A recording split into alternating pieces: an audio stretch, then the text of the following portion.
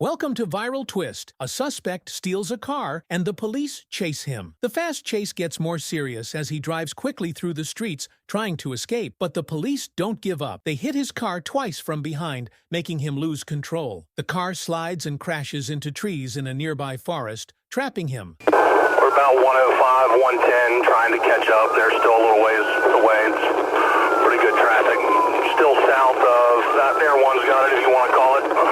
While the police look for him, the suspect isn't done. In a big surprise, he runs away on foot and does something even crazier. He steals a police car. With sirens on, he drives off again, pushing the car as fast as he can. But his fast driving causes a problem. One tire bursts, and he loses control, going off the road. This time, there is no escape. And for more thrilling chases, stay tuned to Viral Twist.